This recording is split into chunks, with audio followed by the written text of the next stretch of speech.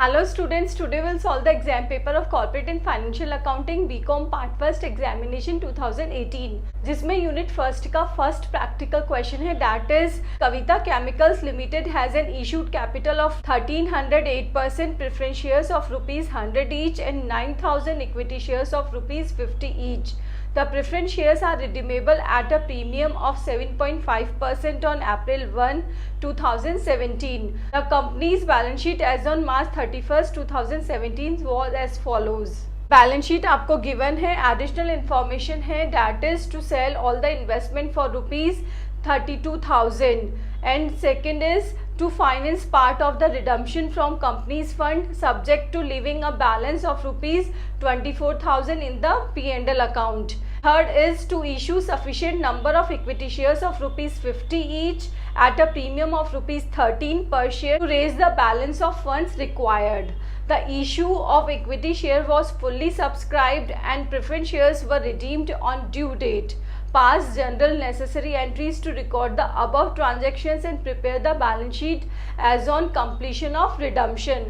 This is the journal of Kavita chemicals limited. First entry होगी हमारी preference share redemption due करने की.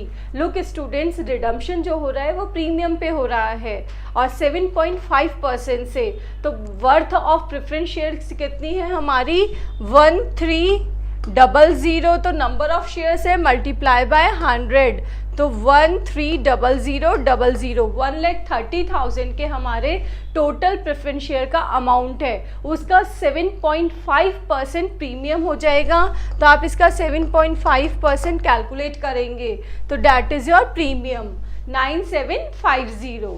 Entry होगी हमारी 1 अप्रैल 2017 को 8% preference share capital account debit premium on redemption of preference share account debit to 8% preference share holders. इसमें तो आपका प्रेफरेंस शेयर का अमाउंट आ गया और ये प्रीमियम की राशि आ गई. इसका 7.5% और इधर ये टोटल अमाउंट आ गया. नेक्स्ट एंट्री होगी एडिशनल इन्फॉर्मेशन से कि इन्वेस्टमेंट सेल किए गए हैं. तो इन्वेस्टमेंट हमारे बैलेंस शीट में गिवन है 37,000 के. फाइन. तो टोटल इन्वेस्टमेंट का अमाउंट आपने लिख दिया 37,000 और एडिशनल इन्फॉर्मेशन में गिवन है कि इन्वेस्टमेंट के सेल होने से हमें मिले हैं 32,000. तो फर्स्ट तो एंट्री आप देखिए bank account debit statement of profit and loss account debit to investment. तो बैंक अकाउंट में तो जितना आपको मिला है 32,000 टोटल अमाउंट ये हो गया और बैलेंस जो लॉस हुआ है वो आपने P&Ls में ट्रांसफ़र कर दिया.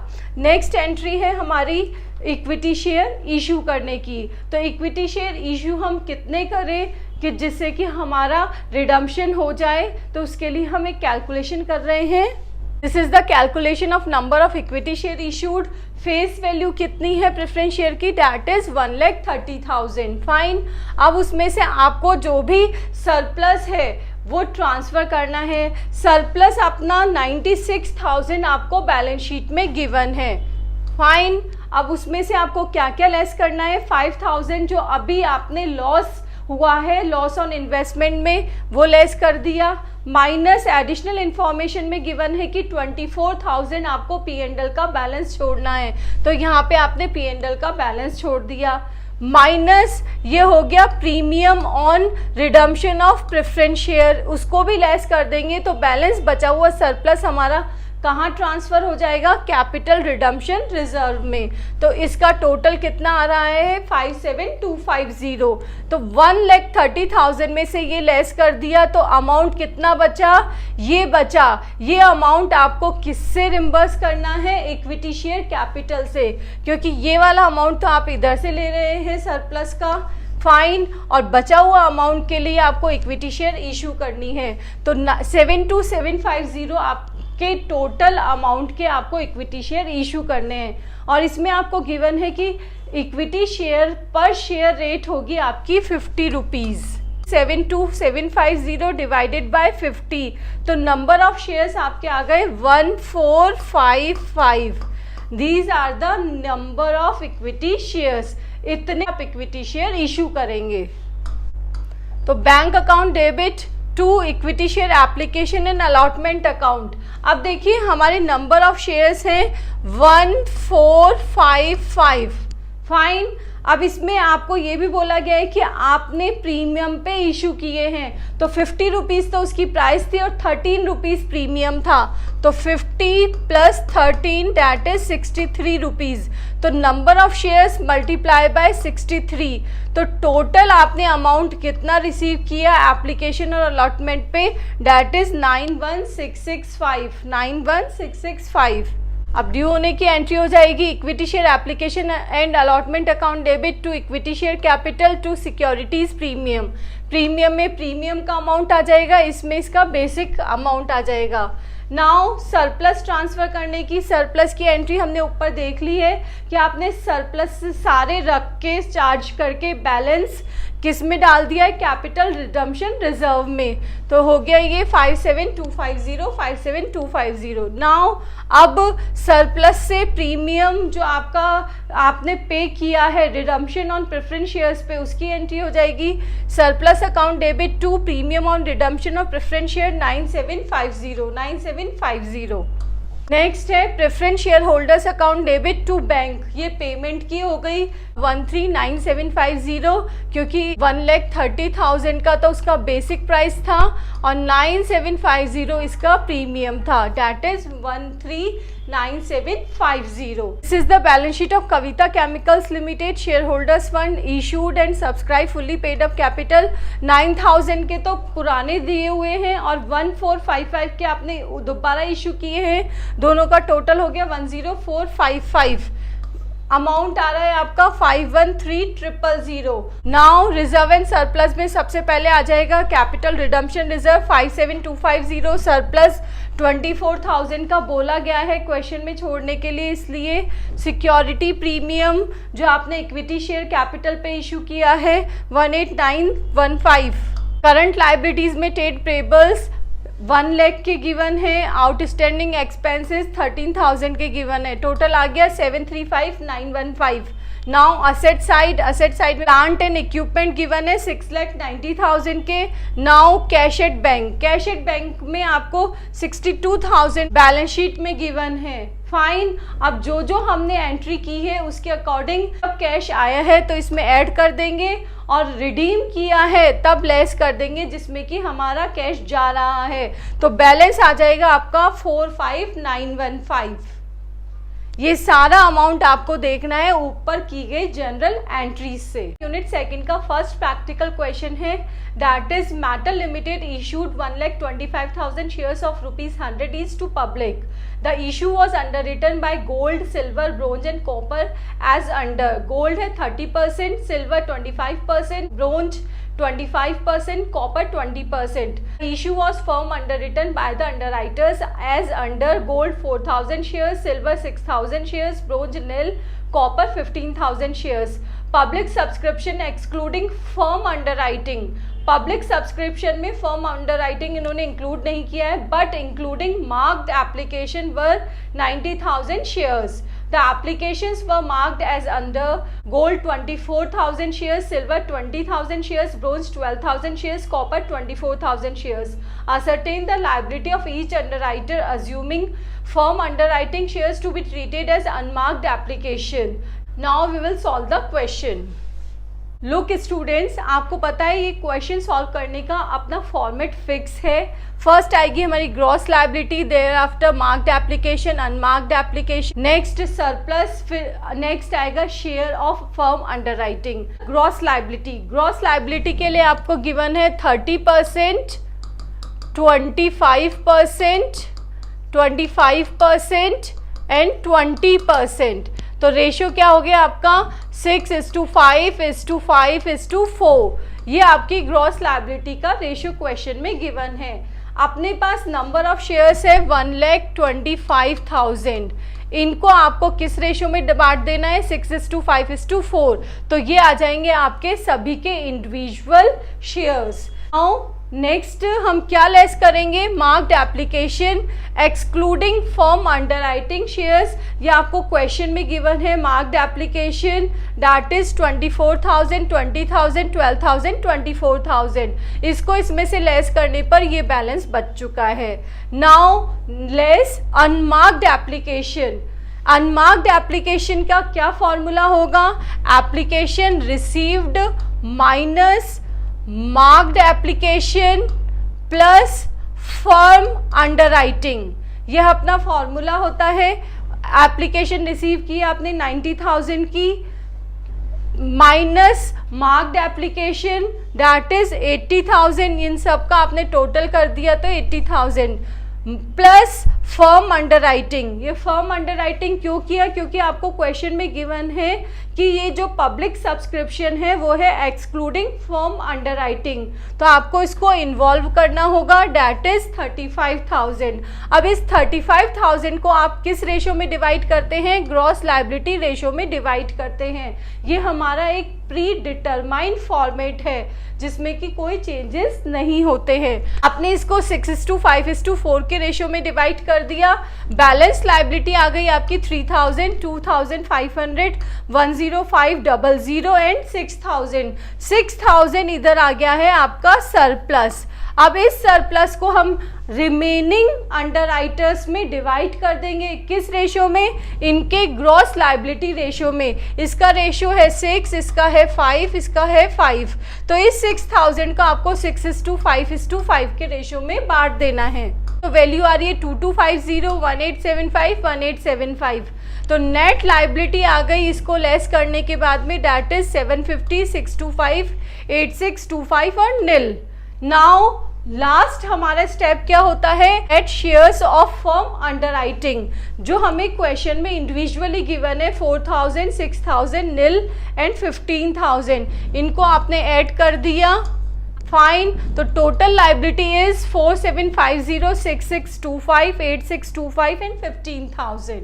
यूनिट सेकंड का सेकंड प्रैक्टिकल क्वेश्चन का ए ऑप्शन है, that is X limited was incorporated on 1 July 2016 to acquire a running business of Varsha and company with effect from 1 April 2016। Varsha limited का रनिंग बिजनेस एक्स लिमिटेड द्वारा incorporate किया जा रहा है। During the year 2016 and 17 the total sales were 36 lakh, for which 7,20,000 were for the first 6 months। जो total sales थी वो 36 लाख थी, फर्स्ट 6 मंथ्स की सेल थी 7,20,000। Fine, that means April to June तक की आपकी सेल्स इसी में ही इंक्लूड है। The gross profit of the company was 5,86,000. The expenses debited to P&L account included directors' fees, bad debts, advertising, salary and general expenses, preliminary expenses written off. Prepare the statement showing pre-incorporation and post-incorporation profit for the year ended 31st March 2017. आपको pre और post दोनों profits को allocate करना है। Look students, इसमें आपको 5 expenses given है। First is directors fees. As you know, directors fees post incorporation से रिलेटेड एक्सपेंसेस है। Second, bad debts. Bad debts हम डिवाइड करेंगे सेल्स रेशो में। थर्ड है एडवर्टाइजिंग। एडवर्टाइजिंग के लिए आपको इसमें इंडिविजुअल पर मंथ अमाउंट दिया हुआ है 3,000 रुपीज़, तो वो आपका डायरेक्ट एक्चुअल अलोकेट हो जाएगा। नेक्स्ट है सैलरीज एंड जनरल एक्सपेंसेस, वो होंगे हमारे टाइम रेशियो में डिवाइड। नेक्स्ट है preliminary expenses return of. Preliminary expenses भी आपके पोस्ट इनकॉर्पोरेशन से रिलेटेड होते हैं, इसलिए हम उसी से चार्ज करेंगे। Now we will solve the question. Incorporation हो रहा है 1 जुलाई, तो अप्रैल, मई एंड जून 3 मंथ्स हो गए आपके प्री इनकॉर्पोरेशन के, और पोस्ट इनकॉर्पोरेशन के हो गए जुलाई टू 31st मार्च, 9 मंथ्स। तो टाइम रेशियो क्या हो गया? 1:3। नेक्स्ट है सेल्स रेशियो। सेल्स के लिए आपको बोला क्या है कि 36 लाख की टोटल सेल्स है। आपको स्टार्टिंग के 6 मंथ्स की सेल गिवन है 7,20,000। फाइन, प्री इनकॉर्पोरेशन पीरियड है 3 मंथ्स का, so we will calculate 3 months sale. अब पोस्ट इनकॉर्पोरेशन सेल 36 लाख आपकी टोटल सेल्स है, उसमें से आप अगर ये वाली सेल्स लेस कर देंगे तो आपकी पोस्ट इनकॉर्पोरेशन सेल्स आ जाएगी। वैल्यू आ रही है आपकी 3,60,000 और 32,40,000। रेशियो है हमारा 1:9। This is our sales ratio. Statement showing pre-incorporation, post-incorporation profit. Time ratio 1:3, sales ratio 1:9. First आता है इसमें gross profit.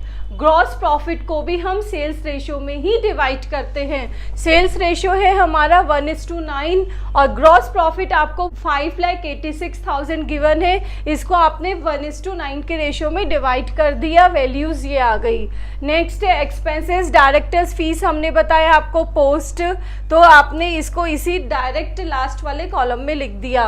Bad debts sales ratio में दैट इज 1:9, इसको डिवाइड कर दिया. एडवर्टाइजिंग ये आपको एक्चुअल गिवन है 3,000 पर मंथ, तो 3 मंथ की इधर आ गई. 3,000 मल्टीप्लाई बाय 3, 3,000 मल्टीप्लाई बाय 9, तो ये आ गई आपकी values. Salaries and general expenses time ratio में दैट इज 1:3, ये डिवाइड हो गया. प्रिलिमिनरी एक्सपेंसेस पोस्ट रिलेटेड होते हैं इसलिए डायरेक्ट आपने इसको इधर लिख दिया. अब इनका टोटल आ गया. टोटल एक्सपेंस है आपके ये, और नेट प्रॉफिट और नेट लॉस क्या होगा, इसमें से आपने इनको लेस कर दिया. तो इधर नेट प्रॉफिट आ रहा है 242,800 का, इधर नेट लॉस आ रहा है आपको 111,220 का, यहाँ आ रहा है नेट प्रॉफिट 253,920 का. यूनिट सेकंड का सेकंड प्रैक्टिकल क्वेश्चन का बी ऑप्शन है. That is x company limited offered 4,000 debentures of ₹100 each to public for subscription.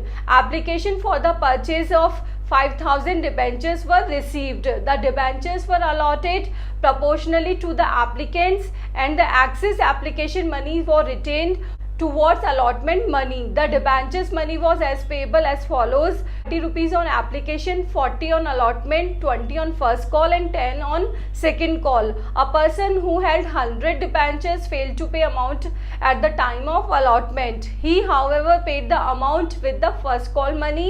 Another person who held 200 debentures paid all the calls in advance at the time of allotment. Passed necessary journal entries including transaction of cash in the books of company. आपको ये issue of debenture का question given है. Same वही treatment होता है जो कि issue of share में होता है. Fine. This is the journal of x company. First entry होती है हमारी एप्लीकेशन मनी रिसीव होने की. अब एप्लीकेशन पे आपको 5,000 डिबेंचर्स पे मनी रिसीव हुई है. डिबेंचर्स है 5,000 और एप्लीकेशन मनी आपको क्वेश्चन में गिवन है 30 रुपीज़. तो ये देखिए 5,000 मल्टीप्लाई बाय 30, 1,50,000. और एंट्री क्या होती है एप्लीकेशन मनी रिसीव करने की? Bank account debit to debenture application account. ये रिसीविंग की एंट्री हो गई. Now next entry debenture application account debit to debentures. अब देखिए एप्लीकेशन आपने ज़्यादा रिसीव की है बट हम इशू कर रहे हैं 4,000 डिबेंचर्स, इसलिए ड्यू की एंट्री 4,000 से ही होगी. और एप्लीकेशन मनी है 30 रुपीज़, तो 1,20,000. फाइन. नाउ अब एप्लीकेशन पे 1,50,000 रिसीव हुआ, ड्यू हुआ 1,20,000. तो एक्सेस मनी कितनी है? 30,000, जिसको कि हमें अलॉटमेंट के लिए रखना है, ऐसा क्वेश्चन में गिवन है. नेक्स्ट एंट्री होगी अलॉटमेंट ड्यू होने की. Debenture allotment account debit to debentures. Par of debentures multiply by 40 आपका अलॉटमेंट मनी है, तो 4,000 into 40 that is 1,60,000. Now application पे आपको 30,000 एक्स्ट्रा मिले थे, उसको आपको अलॉटमेंट में एडजस्ट करने हैं. Debenture application account debit to debenture allotment account 30,000 से. नाउ अलॉटमेंट मनी रिसीव करने की entry bank account debit to debenture allotment to debenture calls received in advance. 200 जिसके पास डिबेंचर्स है वो कॉल्स इन एडवांस दे रहा है, तो 200 मल्टीप्लाई बाय दोनों कॉल्स आ रही है आपके पास, फर्स्ट कॉल और सेकंड कॉल. फर्स्ट है 20 की, सेकंड है 10 की, तो 30, तो आ गया आपका 6,000. ये आपकी कॉल्स इन एडवांस की वैल्यू आ गई. फाइन. नाउ अब अलॉटमेंट में कितने मनी रिसीव होगी? अलॉटमेंट में मनी ड्यू हो रही है हमारी 1,60,000 की, ये है ड्यू मनी. एप्लीकेशन पे आपके पास मनी ऑलरेडी आ चुकी है, वो है 30,000. लेस कर देंगे 1,30,000. फाइन।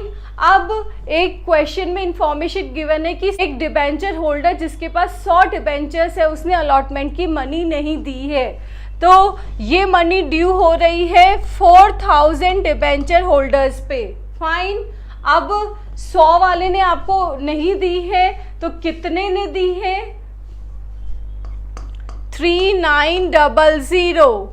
फाइन। तो ये अमाउंट आ गया आपका डिबेंचर अलॉटमेंट का, इतनी मनी आपको रिसीव हुई है। नेक्स्ट है फर्स्ट कॉल ड्यू होने की entry, debenture first call account debit to debentures account 4000 debentures multiply by 20 80,000 से। अब आपके पास 200 डिबेंचर्स की कॉल्स इन एडवांस आ चुकी थी, इसको भी हम एडजस्ट करेंगे। Debenture call received in advance 200 का 20 रुपीज़ मिला था फर्स्ट कॉल का, तो फर्स्ट कॉल का इधर एडजस्ट हो गया। अब bank account debit to debentures first call account to debenture allotment account. अब इसमें ये भी इंफॉर्मेशन गिवन है कि जिसने पहले आपको अलॉटमेंट में मनी नहीं दी थी, उसने फर्स्ट कॉल के साथ में मनी दी है, तो ये मनी उसकी है। कैसे आई थी ये हमारी? 1,30,000 डिवाइडेड बाय 4000, ये था हमारा टोटल 4000 के लिए, बट हमें तो 100 की निकालनी है, तो 100 के लिए क्या डिफरेंस अमाउंट आ गया? 3250। या फिर आप ऐसे भी कर सकते हैं, ऊपर जितना अमाउंट रिसीव हुआ है, ये देखिए यहाँ हमें रिसीव हुआ है 126750, तो 1,30,000 माइनस 126750 डैट इज 3250। देखिए 3250 ये अमाउंट आ गया है आपका। फाइन। अब फर्स्ट कॉल पे टोटल डिबेंचर्स है 4000, उसमें से 200 की मिल चुकी है, रिमेनिंग है 3800, उसकी 20 रुपीज़ के हिसाब से मिल चुकी है। Next entry second call due होने की, debenture second and final call account debit to debentures account, वही 4000 से सेकंड कॉल मनी है 10 रुपीज़ डैट इज 40,000। नाउ इसमें भी एडवांस में मिल चुका था 200 का, तो 200 मल्टीप्लाई बाय 10, 2000 से आपने कॉल से एडवांस को सेकंड कॉल में ट्रांसफ़र कर दिया है। अब रिसीविंग की entry bank account debit to debenture second and final call, इसमें आपको 3800 मल्टीप्लाई बाय 10, तो क्या हो गया? 38,000। इतने से आपको ये मनी रिसीव हो गई है। सारी एंट्रीज कंप्लीट हो चुकी है। यूनिट थर्ड का फर्स्ट प्रैक्टिकल क्वेश्चन है, that is the following is the statement of profit and loss of Ram limited for the year ended 31 March 2017। आपको profit and loss account given है। Additional information is original cost of fixed assets sold was ₹40,000 and depreciation on fixed assets as per schedule 2nd of the Company Act 2013 was 5,73,000. Calculate the amount of managerial remuneration if there is 1 whole-time director and 4 part-time directors. Look students, ये हमारा profit and loss account है। अब हमने जितने भी items हमें given है उसको 2 पार्ट्स में डिवाइड करेंगे। First is capital profit,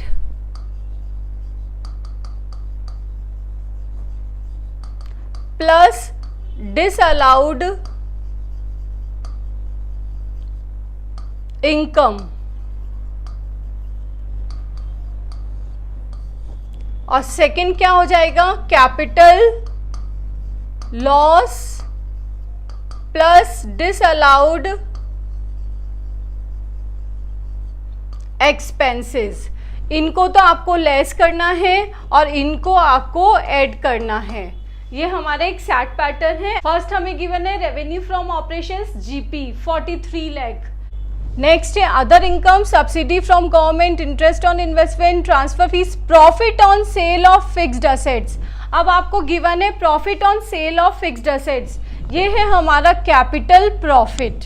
fine. 60,000 आपको सेलिंग प्राइस गिवन है और कॉस्ट प्राइस आपको एडिशनल इंफॉर्मेशन में 40,000 गिवन है, तो 60,000 माइनस 40,000, तो कितने का हो गया एडजस्टमेंट? 20,000 का। इस कैपिटल प्रॉफिट को आपको लेस करना है।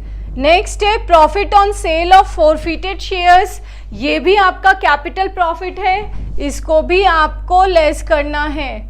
Next employ benefit expenses, salary and wages, workman compensation including 5350 paid voluntary, जो वॉलंटरी वाला है उसको आपको ऐड करना है। फाइन, ये आपका डिसअलाउड एक्सपेंस हो गया। Next managerial remuneration, managerial remuneration तो हम कैलकुलेट कर रहे हैं, इसलिए ये भी आपका डिसअलाउड एक्सपेंस है, ये भी ऐड हो जाएगा। डायरेक्टर सिटिंग फीस आती है, finance cost, debentures, interest on debentures, depreciation and amortisation. Depreciation, देखिए डेप्रिसिएशन के लिए आपको एडिशनल इंफॉर्मेशन गिवन है कि 5,73,000 का आपका डेप्रिसिएशन होना चाहिए, बट हमने चार्ज किया डेप्रिसिएशन 5 लाख का, तो अब हम 73,000 और लेस करेंगे, तो 73,000 क्या हो जाएंगे और लेस हो जाएंगे हमारे इसमें से। नेक्स्ट है compensation for breach of contract. Next है loss on sale of investment, ये है आपका कैपिटल लॉस, इसको आपको ऐड करना है 10025 से। Thereafter provisions for taxation, ये आपके अलाउड है, बट इसको आप मैनेजरल रिम्यूनरेशन के कैलकुलेशन के लिए नहीं कैलकुलेट करते हैं, तो इसको भी आपको ऐड करना है। फाइन, प्रोविजन फॉर टैक्सेशन को।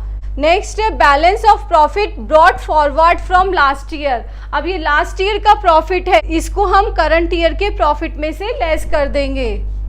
Next transfer to general reserve, इसको भी आपको ऐड करना है। Transfer to investment allowance reserve, ये भी हमारा ऐड होगा, क्यों? क्योंकि मैनेजरल रिम्यूनरेशन के टाइम पे आपको रिजर्व्स को ऐड करना होता है। Computation of profit of managerial remuneration under section 198, profit carry to balance sheet. देखिए बैलेंस शीट में सबसे नीचे जो प्रॉफिट गिवन है वो लेना है, दैट इज 19,38,100, इसमें से हमने प्रीवियस ईयर का लेस कर दिया 5,70,000, करंट ईयर का प्रॉफिट आ गया ये, इसमें से लेस कर देंगे capital profit. Capital profit on sale of assets 20,000 की, 60,000 सेलिंग प्राइस थी, 40,000 उसकी कॉस्ट प्राइस थी, 20,000 आ गया। Profit on sale of forfeited shares, adjustment of depreciation as per schedule, depreciation कम चार्ज किया था, आपको ज़्यादा चार्ज करना है, इसलिए इसको लेस करना है। टोटल आ गया आपका 12,70,100। नाउ ऐड कर देंगे हम आइटम्स को।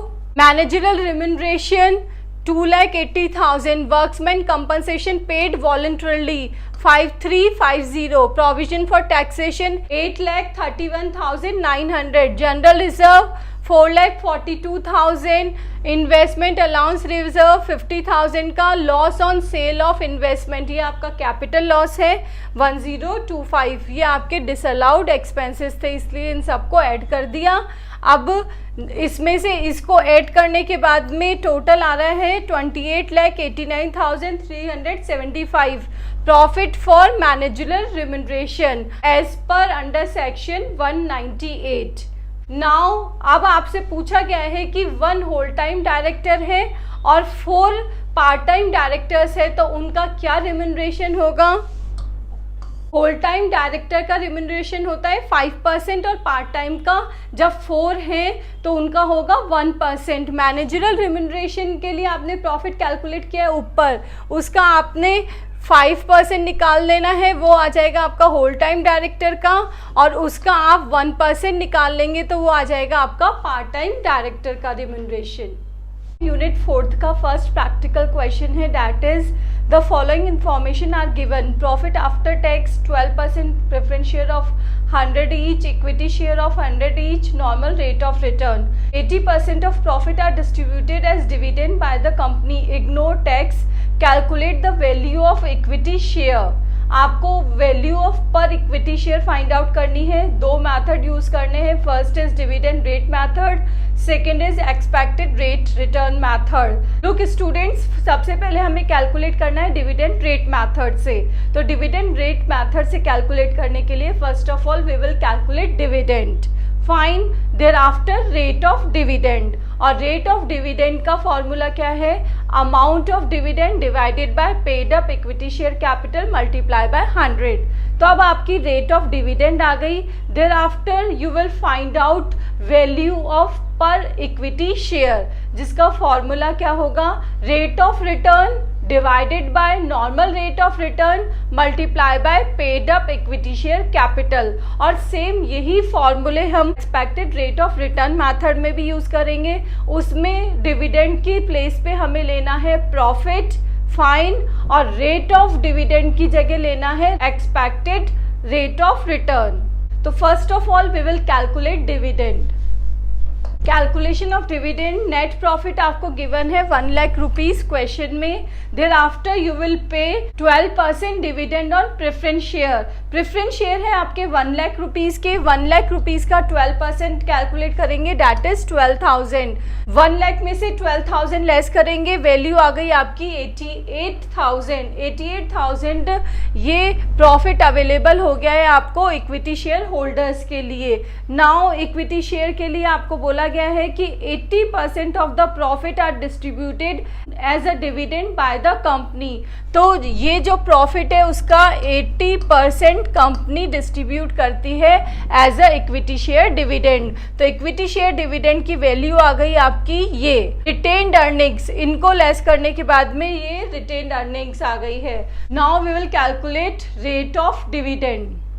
रेट ऑफ डिविडेंड मेथड में फर्स्ट ऑफ ऑल हमने बोला था अमाउंट कैलकुलेट करना है डिविडेंड का अमाउंट कैलकुलेट हो गया है, divided by paid up equity share capital. Paid up equity share capital आपको 5 लाख क्वेश्चन में गिवन है, मल्टीप्लाई बाय 100, ये आ गई आपकी rate of dividend. Now we will find out value of per equity share.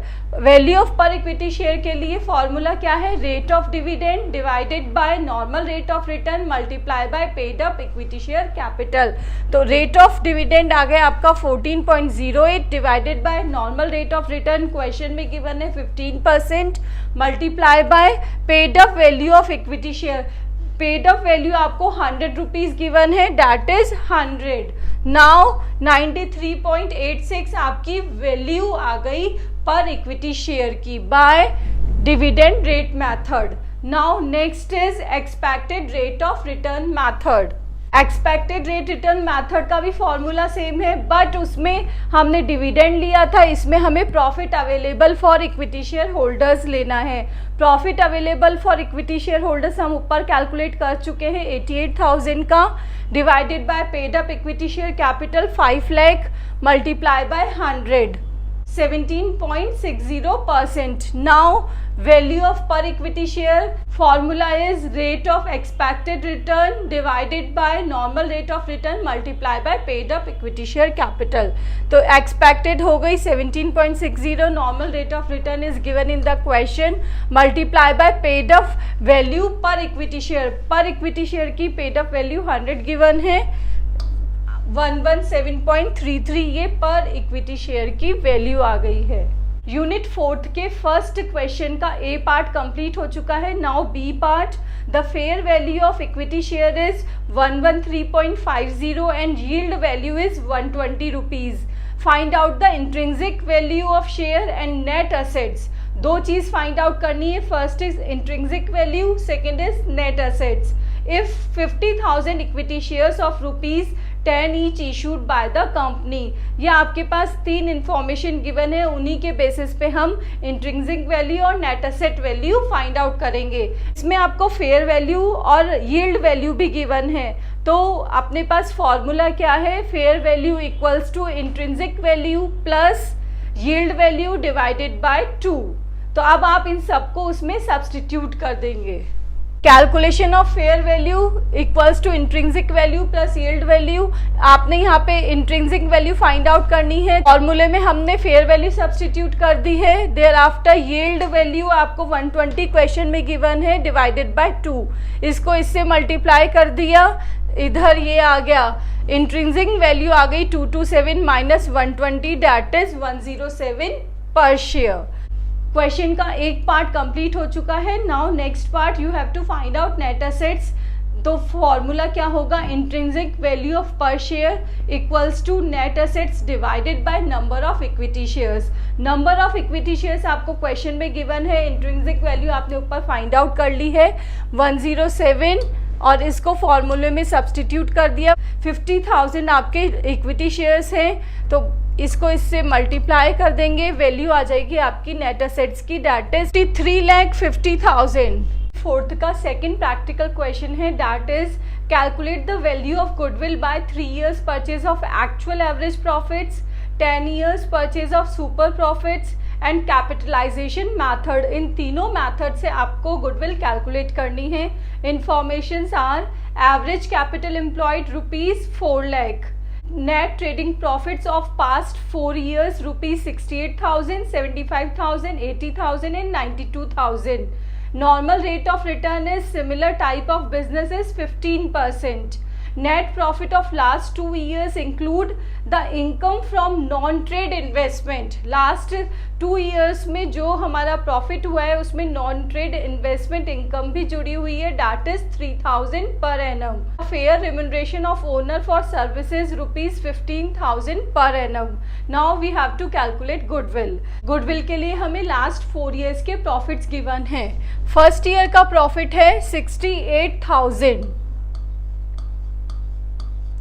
Second year का profit है 75,000, third year का प्रॉफिट है 80,000 और फोर्थ ईयर का प्रॉफिट है 92,000। फाइन। एडिशनल इंफॉर्मेशन में बोला गया है कि 3,000 का हमारा नॉन ट्रेड इन्वेस्टमेंट है लास्ट 2 years में, तो हम उसको इसमें से लेस कर देंगे -3,000। तो फाइनल प्रॉफिट आ गए आपके 68,000, 75,000 और इधर आ गया 77,000, देयर आफ्टर 89,000। फाइन। अब हम इसमें एवरेज निकालने के लिए कौन सा मेथड यूज़ करें, सिंपल एवरेज करें या वेटेज एवरेज यूज़ करें। तो इसके लिए आप देखेंगे कि यहाँ फर्स्ट ईयर में 68 है, फिर उससे इंक्रीज़ होके 75 हो गया, 75 से इंक्रीज़ होके 77 हो गया, 77 से इंक्रीज़ होके 89 हो गया। तो यहाँ पे आपका इंक्रीजिंग ट्रेंड चल रहा है। इस ट्रेंड के कारण आप इसमें वेटेड एवरेज मेथड यूज़ करेंगे। फाइन, वेटेड मेथड यूज़ करेंगे। जो हमारे लेटेस्ट प्रॉफिट है उसको आप ज़्यादा वेट देंगे और जो हमारे पुराने प्रॉफिट्स हैं उनको आप कम वेट देंगे। वेट आपको क्वेश्चन में गिवन नहीं है, आपको खुद ही वेट अज्यूम करने हैं। हम वेट अज्यूम करेंगे 1, 2, 3 and 4। जो हमारा लेटेस्ट है उसको हमने सबसे ज़्यादा वेट दे दिया और पुराने को सबसे कम, इंक्रीजिंग ट्रेंड में वेट दे दिया। Now we will find out weighted average profits. देखिए प्रॉफिट्स हमने इधर लिख दिए, ये वेट हो गए, प्रोडक्ट आ गया आपका यहाँ पे। फाइन। तो टोटल ऑफ वेट ये है और टोटल ऑफ प्रोडक्ट इज ये। तो वेटेड एवरेज प्रॉफिट क्या हो गया, 805,000 divided by 10। Weighted average profit है 80,500। नाउ अब आपको बोला गया है कि फेयर रिम्यूनरेशन ओनर का 15,000 पर एनम लेस करना है, जिसको कि हम इस प्रॉफिट में से लेस करेंगे 15,000। तो आपका आ गया final profit, average profit 65500। Fine. Now average profit आ चुका है आपके पास, you will calculate normal profit. Normal profit निकालने का हमारा फॉर्मूला होता है average capital employed multiply by normal rate of return divided by 100। Fine. तो एवरेज कैपिटल आपको क्वेश्चन में गिवन है, that is 4 lakh। Fine. Now 15% normal rate of return given है, तो इससे आपने कैलकुलेट कर लिया है normal profit. Now the turn off super profit. Super profit का फॉर्मूला होता है actual average profit minus normal profit. Actual average profit ऊपर कैलकुलेट हो गए थे 65500 और नॉर्मल प्रॉफिट कैलकुलेट हुए 60,000। ये आ गया आपका सुपर प्रॉफिट। गुडविल कैलकुलेट करने के लिए हमने बेसिक्स कैलकुलेट कर लिए हैं। Now first method 3 year purchase of actual average profit. Actual average profit का 3 years के अकॉर्डिंग निकालना है आपको गुडविल। तो value of goodwill equals to actual average profit multiply by number of purchase. Number of purchase आपको 3 given है, actual average profit है ये, और मल्टीप्लाई बाय 3 दैट इज 196500। अब सुपर प्रॉफिट्स 10 ईयर्स के हिसाब से निकालना है, आपने ऊपर सुपर प्रॉफिट निकाला था 5500, तो फॉर्मूला क्या हो जाएगा, value of goodwill equals to super profit multiply by number of year purchase. तो सुपर प्रॉफिट्स है ये, number of year purchase, value of goodwill आ गई 55000। नेक्स्ट मेथड है हमारा कैपिटलाइजेशन मेथड, जिसमें हम फर्स्ट यूज करेंगे on the basis of actual average profit. Look students, capitalization method में वैल्यू ऑफ गुडविल निकालने के लिए आपको हमेशा ध्यान रखना होगा कि जो नॉर्मल रेट ऑफ रिटर्न है वो फॉर्मूले में नीचे आएगी। फाइन, दैट मीन्स वो उल्टी हो जाएगी 100 upon normal rate of return. Formula क्या हो जाएगा, average profit divided by normal rate of return multiply by 100 minus average capital employed. तो फर्स्ट आ गया ये actual average profit 65500 multiply by 100 divided by normal rate of return minus average capital employed. Capital employed है आपकी 4 लाख, तो value of goodwill आ गई 36667। Capitalisation method में हमें सुपर प्रॉफिट मेथड यूज करना है, सेम वही फॉर्मूला, इसमें भी नॉर्मल रेट ऑफ रिटर्न नीचे आएगी। तो super profit multiply by 100 divided by normal rate of return. तो सुपर प्रॉफिट कैलकुलेट हुए थे 5500 multiply by 100 divided by normal rate of return, that is 3667। Capitalization method में आप किसी भी मेथड से फाइंड आउट करें, दोनों में आंसर हमारा सेम ही आएगा, वैल्यू ऑफ गुडविल सेम ही आएगी। यूनिट 5th का फर्स्ट प्रैक्टिकल क्वेश्चन है, that is from the following information calculate the amount of claim under loss of profit policy.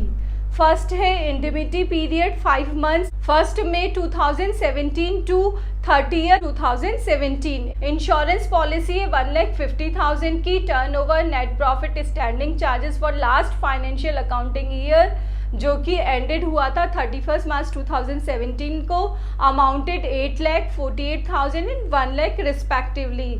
Insured standing charges 80,000। Sales from 1 May 2016 to 30 September 2016 was 2,80,000 and sales from 1 May 2017 to 30 September 2017 was 1,08,000। That means इंडिमिटी period में भी आपकी cell हुई है, वो हुई है 1,08,000 की, और इस पीरियड के बिफोर फाइनेंशियल ईयर में इसी समय में आपकी सेल हुई थी 2,80,000 की।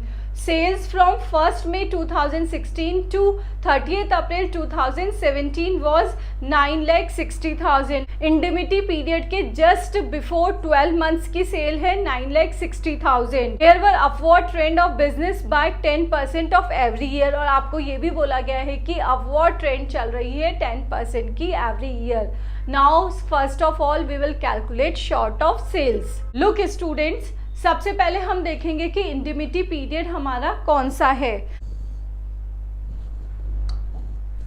1 May 2017 to 30 September 2017 indemnity period. Fine, और इससे पहले वाले फाइनेंशियल ईयर में 1 मई 2016 टू 30 September 2016 में हमारी सेल्स कितनी है, ये हमें क्वेश्चन में गिवन है 2,80,000। उसी को ही हम बेसिस लेके हमारी शॉर्ट सेल्स कैलकुलेट करते हैं, और क्या बोला गया है कि 10% का इंक्रीमेंट हो रहा है, तो आप ऐड कर देंगे इंक्रीज 10%। तो 2,80,000 का 10% आपने ऐड कर दिया 28,000। तो एडजस्टेड स्टैंडर्ड सेल्स आपकी इंडिमिटी पीरियड में 3,08,000 होनी चाहिए। फाइन, बट आपको गिवन है कि इंडिमिटी पीरियड में आपकी सेल 1,08,000 ही हुई है। कितनी हुई है? 1,08,000। तो आपकी शॉर्ट ऑफ सेल्स कितनी हो गई? That is 2 lakh rupees. Next है calculation of rate of gross profit. Rate of gross profit निकालने का हमारा फॉर्मूला है that is net profit insured standing charges divided by sales, क्योंकि सेल्स के बेसिस पे ही आप ग्रॉस प्रॉफिट का कैलकुलेशन करते हैं, मल्टीप्लाई बाय 100, तो ये परसेंटेज में आ जाएंगी। नेट प्रॉफिट हमें क्वेश्चन में गिवन है पिछले फाइनेंशियल ईयर का, that is 48,000 plus insured standing charges, that means इनका तो आपको इंश्योरेंस लेना ही लेना होगा। Insured standing charges that is 80,000 rupees. Fine, आपने इन दोनों को प्लस कर दिया, divided by sales. Sales question में गिवन है 8 लाख रुपीज प्रीवियस ईयर वाली, multiply by 100 that is 16%। Now next is loss of profit. Loss of profit के लिए हम क्या करेंगे, amount of short sales multiply by rate of gross profit, that is short sales थी हमारी 2 lakh multiply by 16%। आपको कितने प्रॉफिट का लॉस हुआ है, 30,000 रुपीज प्रॉफिट का लॉस हुआ है। नेक्स्ट है calculation of amount of claim. Amount of claim के लिए हमें पॉलिसी टू बी टेकन का अमाउंट फाइंड आउट करना होगा। इसमें आपको इंश्योरेंस पॉलिसी की वैल्यू गिवन है। फाइन, अब आपको ये देखना होगा कि आपको कितने की पॉलिसी लेनी चाहिए थी जिससे कि आपको मैक्सिमम बेनिफिट मिल सकता था। इसके लिए हमें इंडिमिटी पीरियड के जस्ट बिफोर 12 मंथ्स की सेल लेनी होगी, जो कि हमें क्वेश्चन में गिवन है 9,60,000। फाइन, नाउ इंक्रीमेंट हो रहा है, इस साल सेल कितनी बढ़ जाती, 10%, 96,000 की, तो एडजस्टेड एनुअल सेल्स कितनी हो जाती, that is 10,56,000। Policy to be taken क्या होगा, adjusted annual sales multiply by rate of GP. ये है हमारी adjusted annual sales multiply by rate of GP 16%, that is 168,960। ये हो गया आपका पॉलिसी टू बी टेकन। आपको इतने की पॉलिसी लेनी चाहिए थी, बट क्वेश्चन में आपको गिवन है कि आपकी इंश्योरेंस पॉलिसी 1.5 लाख रुपए की है, दैट मीन्स आपने कम की पॉलिसी ली है। पॉलिसी लेनी चाहिए थी 1,68,960 की, लेकिन आपने ली है 1.5 लाख की। Now we will calculate amount of claim. Amount of claim के लिए क्या है हमारा formula, loss of profit multiply by policy taken divided by policy to be taken. Loss of profit calculate किया हमने 32,000 multiply by value of policy 1.5 lakh रुपए की आपको क्वेश्चन में गिवन है, divided by policy to be taken कितने की लेनी चाहिए थी, 168,960 की। इसको सॉल्व करेंगे, अमाउंट ऑफ क्लेम कितना आ गया आपका 28,409। यूनिट 5th का सेकंड प्रैक्टिकल का लास्ट क्वेश्चन है, that is A fire damaged the godown of Sunil on 1st October 2017 and indemnity period is 3 months. The sales from 1st October 2017 to 30th December 2017 was 70,000. The standard sales of previous year for the same period were rupees 2,50,000. The sales are expected to increase by 20% of every year. Calculate the amount of short sales. First of all, we will calculate short sales. Short sales के लिए simple सा फंडा है, आपको ये देखना होगा कि इस साल जब हमारा इंडिमिटी पीरियड आया है, उस पीरियड में पिछले साल कितनी सेल थी। इस साल हमारा इंडिमिटी पीरियड आया 1st अक्टूबर 2017 टू 30th दिसंबर 2017, और इससे आगे वाली लाइन में आपको बोला गया है कि प्रीवियस ईयर में सेम पीरियड में सेल्स कितनी थी 2,50,000, तो आपने यहाँ लिख दिया 2,50,000। और एक्सपेक्टेड इंक्रीमेंट भी गिवन है कि अगर इंडिमिटी पीरियड नहीं आता तो आप पिछले साल की सेल से 20% अधिक सेल करते, तो इसका आप 20% इसमें ऐड कर देंगे, तो हमारी एडजस्टेड स्टैंडर्ड सेल्स आ गई लेस इंडिमिटी पीरियड में आपने कुछ सेल कर ली, उसको आप लेस कर देते हैं, दैट इज 70,000। तो आपकी amount of short sales is 2,30,000।